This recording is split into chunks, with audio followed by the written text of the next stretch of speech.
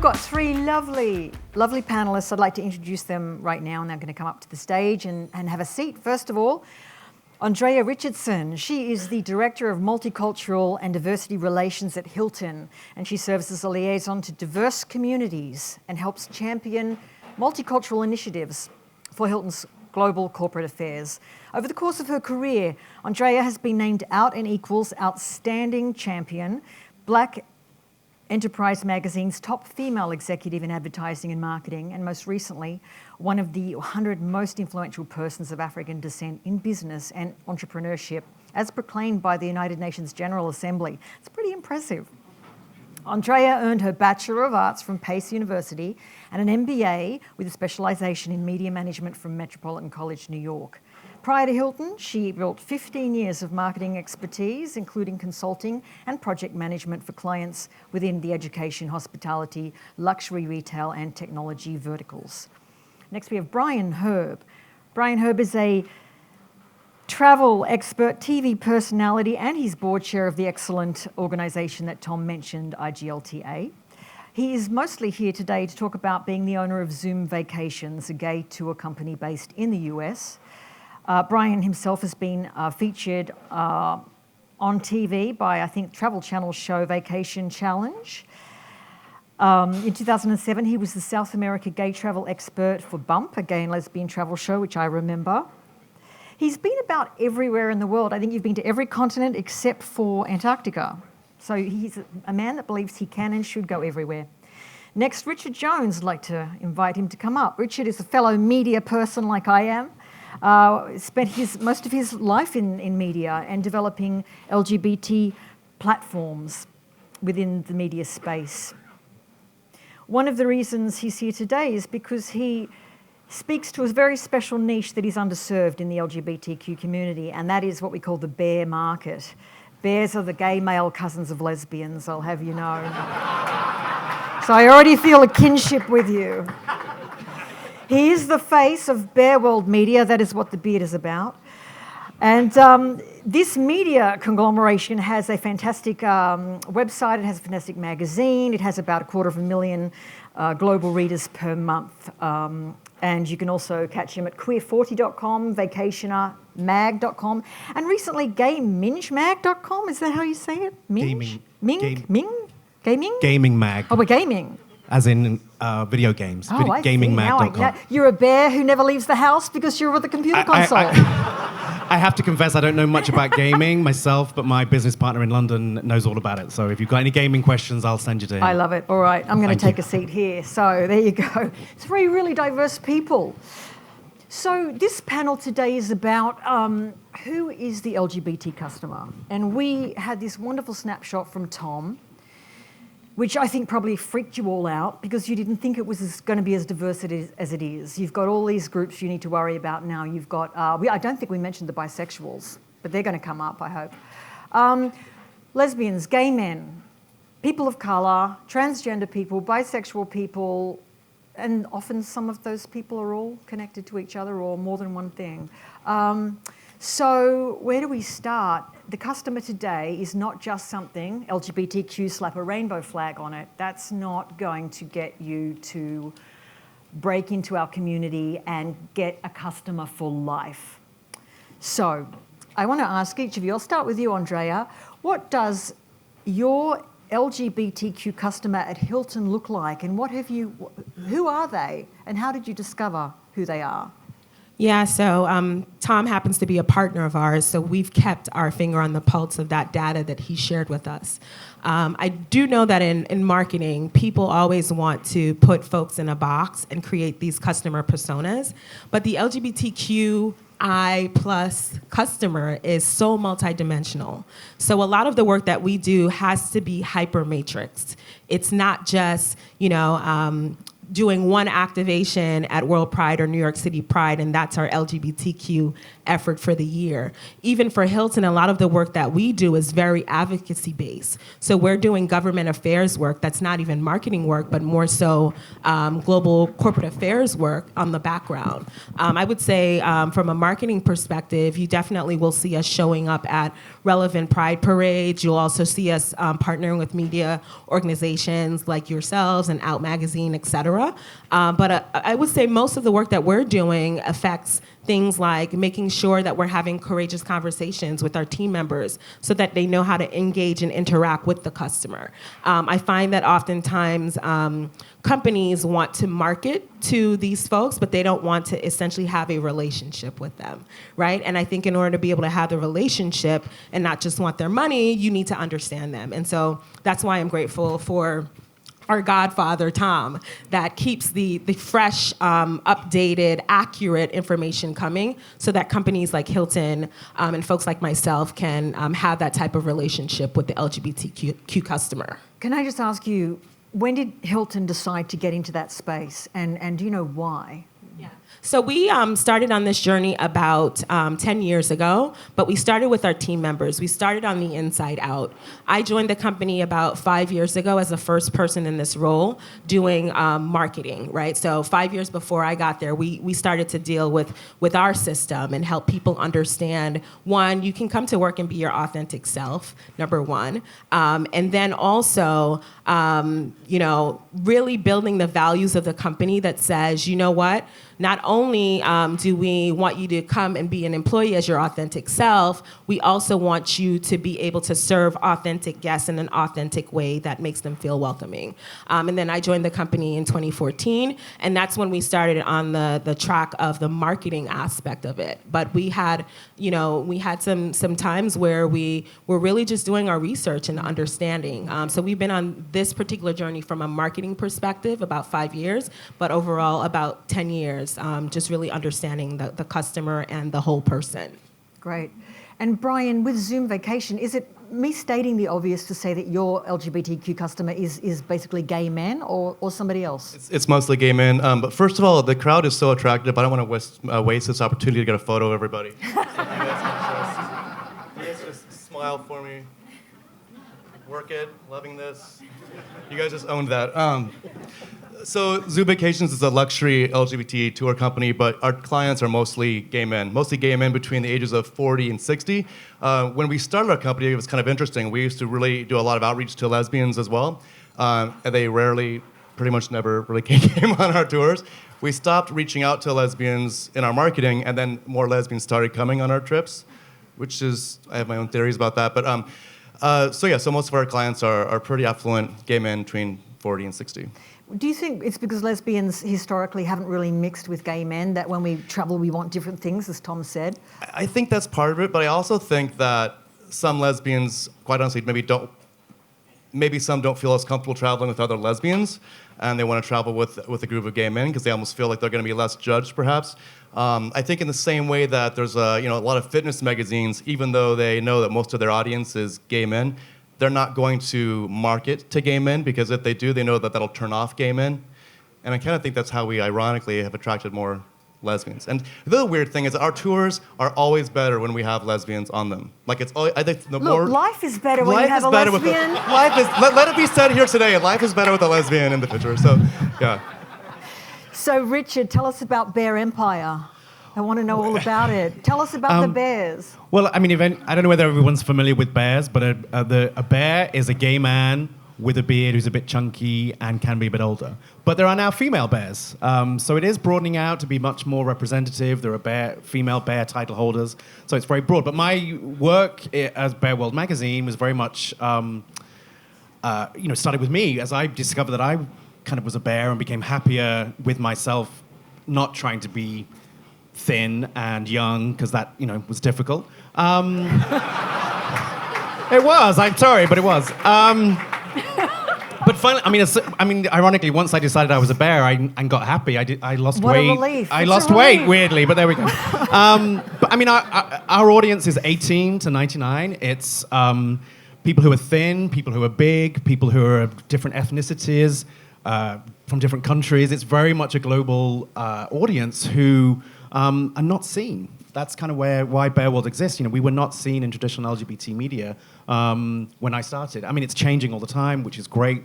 But that's kind of why we exist and why kind of the bears exist. And then we've kind of taken that on and the lessons learned into the over 40s, body positivity in travel, and then gaming, which is a whole different thing we'll talk about another day. But yeah. But yeah, that's my customer is the bear mostly of what we've been doing. What do bears and lesbians have in common? That's a really good question. Maybe we should go out to lunch and work that out. But I'm hoping not the facial hair. I don't know. Do lesbians like to eat? Yes. Yeah. Well, that's it. I joke about the bears being the gay men that like to eat food. So you know that's our thing. I know the readership of Curve magazine, which is the magazine I run for lesbians. Nearly half of our readership is married or in a partnership. Is it the same with bears? Do they tend to be in couples? That's a good question. I think because we have an older demographic, I think we see that because I think it's 50% of our readers are over 40. And again, that led into us thinking about the over 40 LGBT fuller market. But yeah, I think so. I think that's what it is. As you get older, you want to settle down. And I think we reflect that just by the age demographic. Right. So my next question is about, within your professional roles, how you develop the contact with this consumer group and become really an expert on them. I think, Bryan, one of the ways you're already an expert is because you identify as a gay man, so you really know what your client wants. You are a well-traveled man who expects that the world is your oyster, no doubt, right? Yeah, I always think I know what they want. I just led a group in Israel where they're for Tel Aviv Gay Pride right before coming here. And I'm sitting on our kind of tour bus going all through Israel, and I'm looking around at everybody in the bus thinking, we are such different people.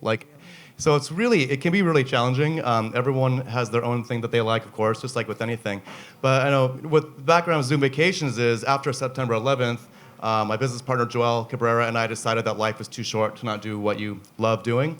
And so we both love traveling. We're both really impassioned obviously with the LGBTQ community, of course.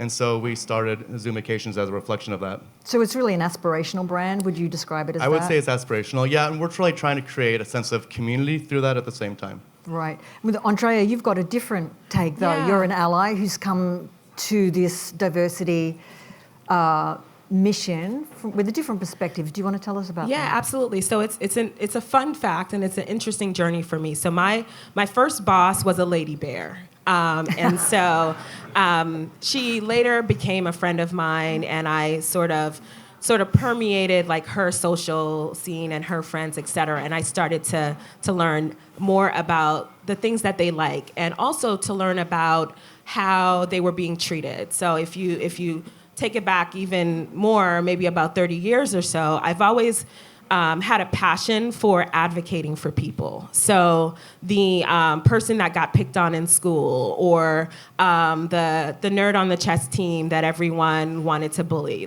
So my passion comes from wanting people to have a better experience and wanting to advocate for people's voices to be heard.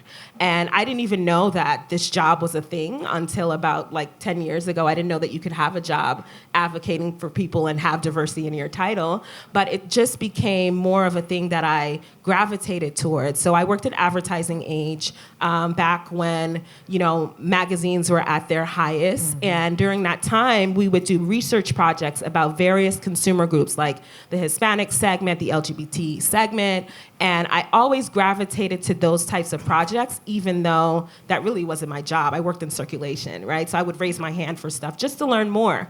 And who knew, it all came full circle, and now I'm in a role where I can reach back 15 years and say, I started my journey there, and this is what I can pull in to the work that I'm doing today. Excellent. And Richard, with you had a feeling that your demographic, the one you identified with, was chronically underserved in our community. I feel the same way, because even though I've been a part of our community for decades, whenever you often see gay travel advertised, it's two hot, young, thin guys under 30 wearing Speedos. And we're all supposed to just see ourselves on that beach with them and feel welcome to the party. So, of course, we're not going to, are we? Tell me what you tried to do to force open a space for. I mean, it's several-fold. I think when I became a bear and understood of what that difference was, and it was an actual community. It wasn't just kind of I was the chunky one out of my friends. It was actual full-on community that had been around for years with P-Town Bear Week that was several years old then, and Lazy Bear, these big bear events. But were hidden. They weren't being reported. They weren't being seen in the media. And I look back and I have a fear of that moment that I didn't know anything when I started. It was really weird. I kind of learned on the job about what the bear community was and who they were and how within it was then really diverse. And to kind of present that community out to the world with Bear World magazine. And I think the difficulty I found the most was that people assumed we were a porn magazine. We were very body positive. We were not going to shy away from showing bigger men and what that meant. So at the very early days, big and tall clothing brands wouldn't talk to us. They never looked at the magazine. They just saw a front cover, no different to Men's Health. It was a man waist up with his top off, but they made an assumption we were porn. So it's been a journey to kind of really get away from that, stay body positive and showcase the diversity of who the bears are, from body size to ethnicity, etc. And I think we've come a long way, and I'm beginning to see The Advocate pick up loads of bear content, and that journey is great to see that we're stepping into a bigger part of the LGBT community in terms of visibility, anyway. Right, thank you, Andréa. I want to ask you: can you sum up in a nutshell what Hilton's mission is today, specifically with LGBTQ? What does it look like? Is it slap a rainbow on it? Is it give them a microsite? What is your key strategy now? Yeah, so we've evolved past that. Over the last, I would say, 3 years or so, we've been really focused on being a purposeful company that, our founder, so if you don't know, Hilton just celebrated their 100th anniversary, and our founder said, amazing. I know I don't look a day over 21. So our founder said that the purpose of this company is to fill the earth with the light and warmth of hospitality. And in order to truly do that, we understand that we can't just slap a rainbow flag on something and call that, that's our marketing campaign. We're really going to have you as a customer. And so where we are from a strategic perspective is finding ways to have an impact, whether that is through our corporate responsibility platform, Travel with Purpose. I personally do work with the Department of State to ensure, and Tom talked about this, around the world, that to ensure that LGBTQI people are safe. They have a safe haven. And so, it's really finding, I said this all to say we've evolved past just the surface level of things and really are looking at ourselves to see how can we have more of an impact to influence change, to ensure that not just getting your money is sort of the top of mind thing, because that's always going to be the thing because we're a business, but finding ways that we can really advocate for people, influence change, and even to a certain extent, just transform the way the world is to ensure that people can bring their whole selves and be safe wherever they are in the world. So it's definitely more of a global strategy. It's more purpose-driven, less marketing-driven, more focused on the experience of the customer. And just to add something there, when Tom mentioned that Fort Lauderdale had done some outreach to the transgender community, has Hilton got any strategies there that are comparable? So right now, the transgender community is experiencing a lot of hate when it comes to, for example, transgender people of color, right? They are like double, triple discriminated, right? Well, like 6 have been murdered this year alone, right? Yeah. Already. So that's what I'm talking about when we start to think about like the safety aspects, right? Even in our hotels, teaching our staff, our team members, how to spot a situation that could be an unsafe situation for a transgender person that may not want to have to identify themselves again to you, and just really knowing what to look for. So we've been having a lot of courageous conversations with our team about how to handle difficult conversations. Something as simple as knowing how to handle a situation when a transgender person checks in and their ID doesn't match what they're presenting. How to handle that in a dignifying, respectful thoughtful way. It's like simple things like that, I think, makes a huge difference for a customer's experience. So that's one of the things that we're focused on when we really think about how do we make sure this is a good experience for someone that may be different than you are. Right.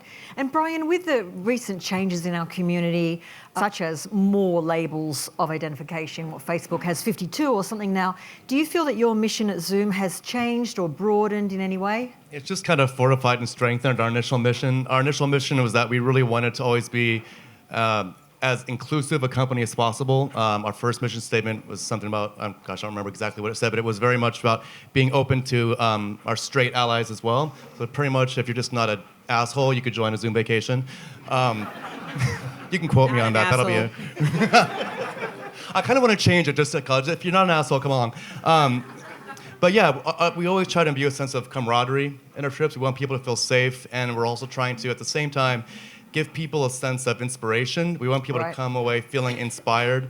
And also, for a lot of people, trying to find a sense of spirituality that I think has kind of gone to the wayside over the past several years, especially for LGBTQ people who feel like they don't have a place for spirituality. And so we try to find moments within a lot of our tours where we can show our travelers how they can still embrace that part of themselves as well. Yeah, were you in Tel Aviv recently? I was in Tel Aviv. Talk about a spiritual place. Yeah, I was in Israel with a group. Wow. Yeah. So you had an epiphany. Travel is full of epiphanies, Oh my right? gosh, I think you have a daily epiphany in Israel. I mean, it's just powerful. Very heavy place at times, but yeah, incredible. Absolutely. One of the things that I do when I travel is I, of course, take notes and write stories because it goes into the magazine I run. And Richard and I have this in common, that really editorial is such a big part of what we do in media, and advertising and marketing is often attached to editorial. And what they have in common is, I think, a marketing campaign and a good travel story are telling stories.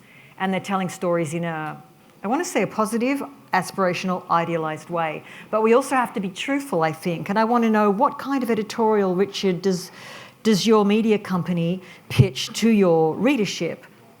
What does a travel piece look like to you? That's a very good question. I mean, I think for me, it's about the imagery. I mean, beautiful photographs sell a destination, of course. Lots of marketing people will tell you beautiful people will sell a product or a destination. And I think with me and with what we've done at Bear World is beauty is very different for very different people. My audience at Bear World, many of them find bigger men beautiful. So for them, that's beauty. So I think for us, we've tried to, we focus, I have a thing on the site which is called Bear of the Week, and Bear of the Week showcases a different person that's not attached to the magazine or a reader to showcase what they look like.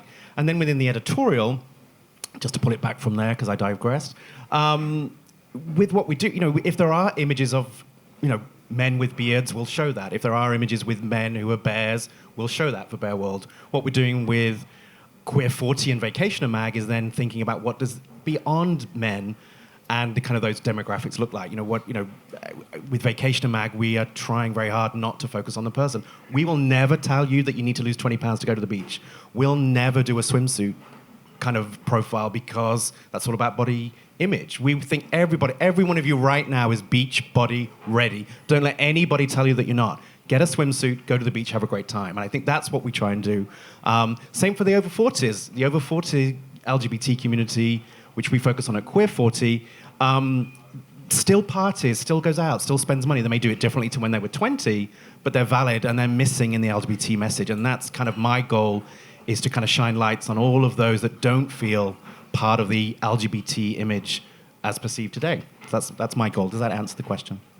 Yeah, it does. And I'd like to jump back to Andréa here. In your last decade in this space, did you ever have an incident or an experience where you thought your own stereotypes about the community challenged, or you had your own horizons broadened, or something surprising that you learned? I mean, I try to be self-aware, so I'm a straight ally. I try to be self-aware, and to your point about being honest, right? I think it's important to be able to have relationships with people that you can talk to and say, hey, I have this thing that I think is a stereotype. Can you help me gut check it, right? I think it's important to be able to have a network of people from various backgrounds that can essentially be your personal board of directors that can help steer you when you have situations where you are probably wrong, but you just believe it so much because whatever is being told to you from statistics or media isn't quite correct, right? So I would say I am constantly trying to give myself my own gut checks to make sure it's right. And it's especially important because I'm essentially the subject matter expert at a global company where people come to me and gut check things, right? So I have to make sure that I'm giving the right advice to people. And so I'm on that constant journey, I'm not always correct, but I do the research and I do the work. So hopefully I'm mostly 98% there, but we're human, right? But at the same time, I have to make sure that I'm getting the right insights to be able to give that out to people around the company. And Bryan, do you have any, you said you were on the bus and you looked around and you thought we're all very different people. What are some of the differences that are emerging? Like I want to think about the millennials who are so, for many of us, difficult to locate and to woo as a target customer. Have you had any experience with them? Millennials? Yeah. Not a lot in terms of, with my dating, yes, but that's another story completely. It's for another panel discussion, actually. But I digress. Really looking around the bus, just everyone it's our own little stereotypes. Like there's two guys who are part of my group, and they have two twin children. If they were here, they probably wouldn't mind me sharing the story.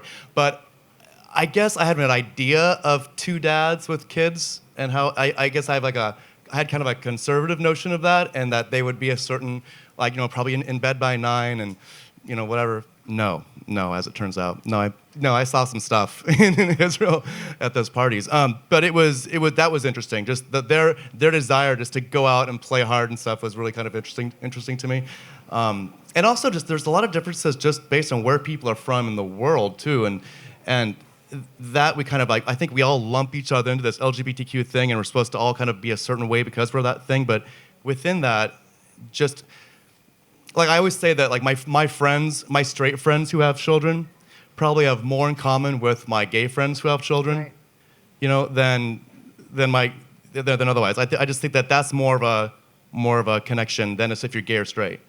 Yeah, I think that's come up in Tom's studies too, that definitely people that have kids have much more in common, namely that they're tired than other things. What about you, Richard? Anything else that you wanted to add there? Things that have surprised you or about our own community, about your own target customer? Yeah, I think one of the most interesting things I was ever part of, I was invited to, it's kind of like a live podcast. It was called Male Media Mind, and it was a men of color bear kind of group. I think I'm the only white man that was invited, and ever. And it was great because they were very lovely to me. They wanted to learn from me, and I was very honored to learn from them. And I think the biggest lesson I took from that was that they, you're probably not familiar, but there is a racism issue within the bear community that kind of rumbles around the media about, people of color are not welcome at certain bear events and things like that. So they were talking about that and kind of educating me as a Brit as well. The kind of racism issue in America is a very different experience and very kind of hits you between the eyes.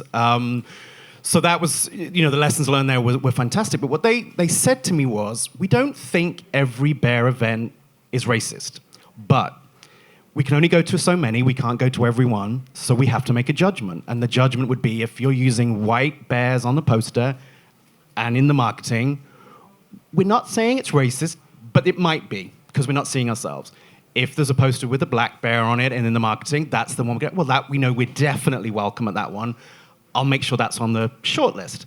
So it was very powerful to me to know that if I use certain imagery at Bear World, I've got to be very careful to make sure, A, what we're representing as a magazine, and then if there's an advertiser who's got a bear event going on and they're sending me is images of their marketing materials of white bears, I know there's going to be an issue. Or I'm going to phone them up and go, is there any images of the last year's event where I can see more diversity.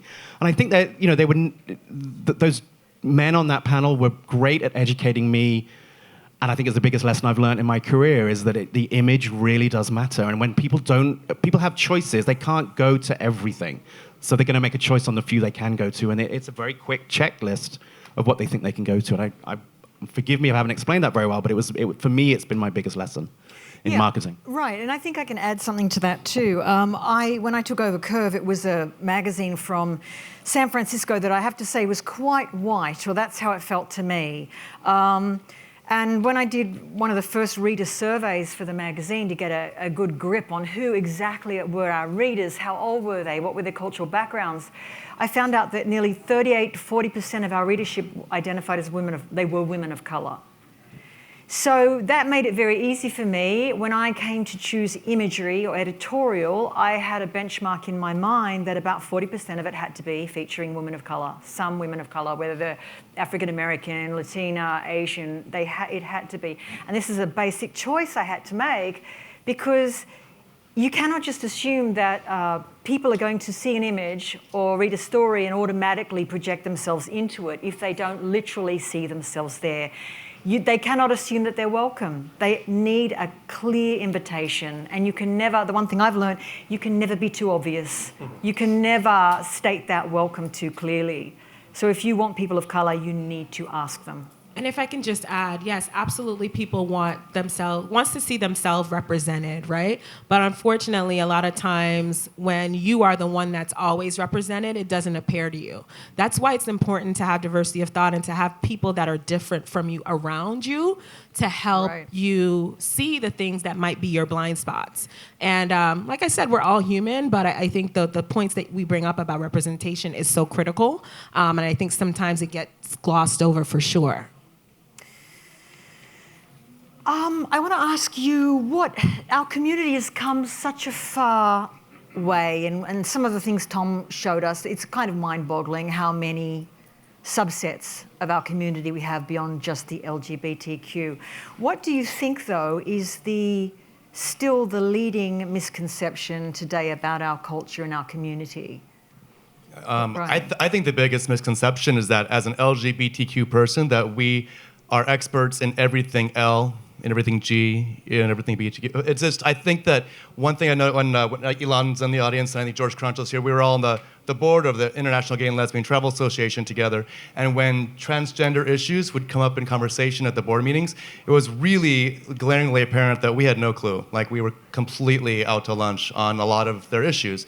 And I think that's true for a lot of us. Like, I don't pretend to know everything there is to know about lesbian culture, and even within lesbian culture, there's subsects, and of course with gay, there's subsects of bear, and then within the bear community, there's subsects, and I think that especially our straight allies sometimes look to us as experts in things that we're really not experts on, and you'll have a convention or a show like this, and there'll be maybe a panel discussion on transgender issues, and you think, oh, I'm gay. I'm like, I already know about all that. But you really don't. Like, you really, really don't. I encourage, if you're ever in one of these, if you ever attend an, either one of Tom Roth's events or an IGLTA convention or Proud Experiences, and if there's something just on a specific subsect, don't assume you know everything about it.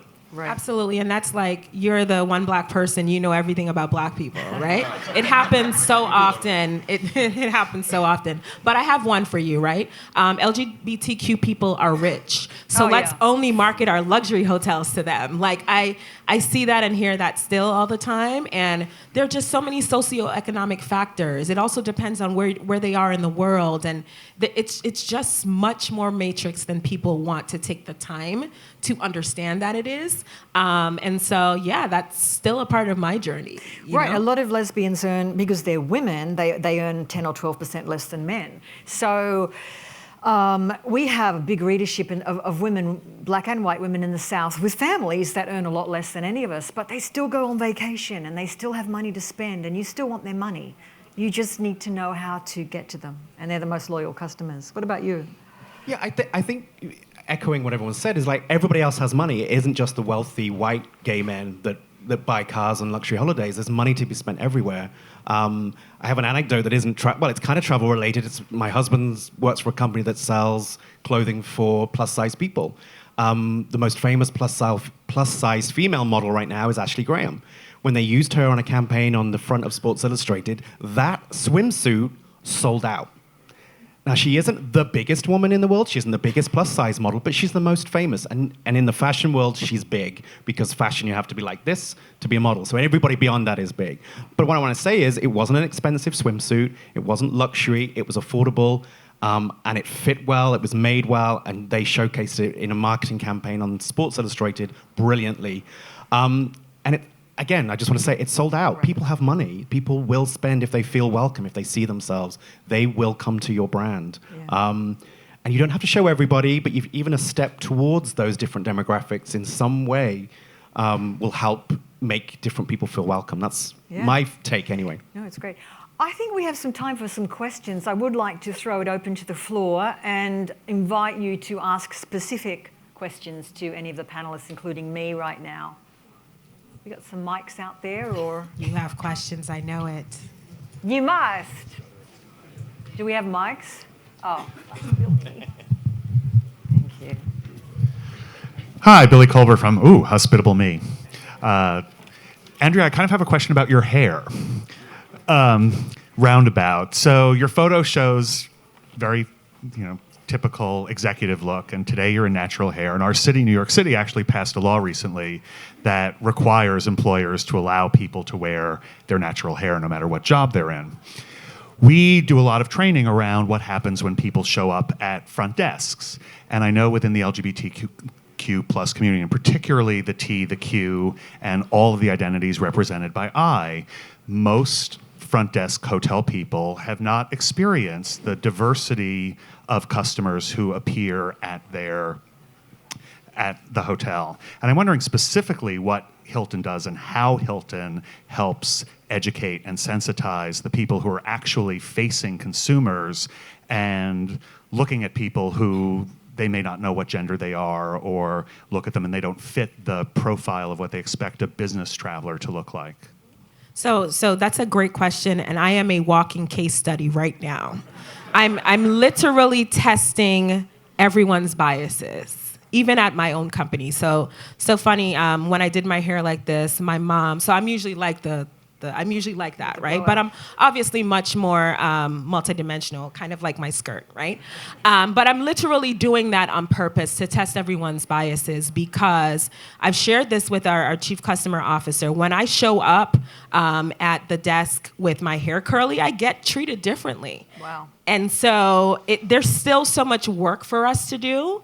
And I'm literally testing everyone's unconscious bias, because all the things that you said about my accomplishments, that doesn't change, And so for me, I feel it's important for me to show up at a place like this with all you fabulous people in whatever professional demeanor with this hair, and you still respect me, right?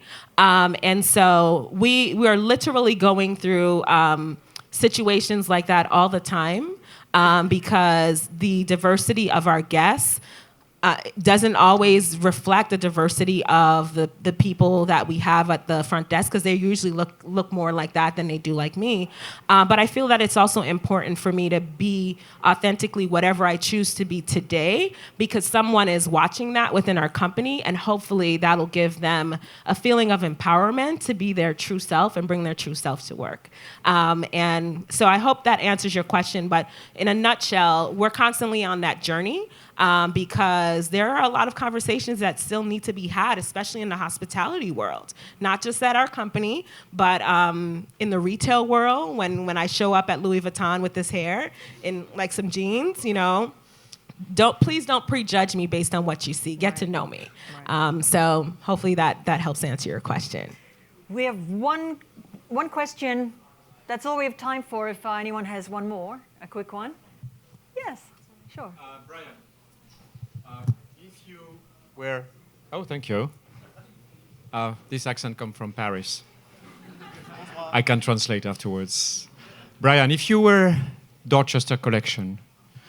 Bryan, if you were to book the Dorchester collection, would you book the Dorchester collection today? No. Can you explain me why? Actually, the Brunei connection, is that what you're talking about? Indeed. This is like a huge. I think we should have a whole panel discussion just on the whole concept of boycotting. I actually have very mixed views on that issue, and we had that really. This is interesting. This is coming up actually because we talked about what are the things can we talk about, and boycotting was one of those. I would not, just because I don't want our company supplying money to his pocket in any way, shape, or form. And while the contrary argument to that would be, well, there's still LGBTQ people working at those hotels, and they're going to suffer. But I think that sometimes it comes with the word balance. You have to balance it somehow. I'm not a believer in boycotting a country that doesn't have positive LGBTQ views, because I know that because a couple of reasons. I know that there's LGBTQ business owners in that country that rely on gay and lesbian, bisexual travelers, and that also those countries in some ways need more exposure to LGBTQ people more than anyone.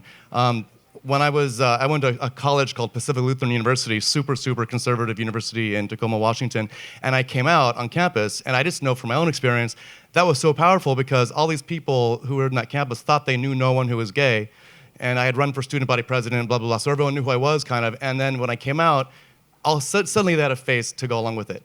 And that's the same thing that happens when we're visiting countries that maybe don't. You don't want to go somewhere totally unsafe. Like I have no desire to go to Uganda in the moment, but it is a balance. Like I think it's also been really fascinating to me that our biggest selling trip, our most selling trip to any country is Egypt, and I wouldn't have thought that it was, but it's sold out every year we do it.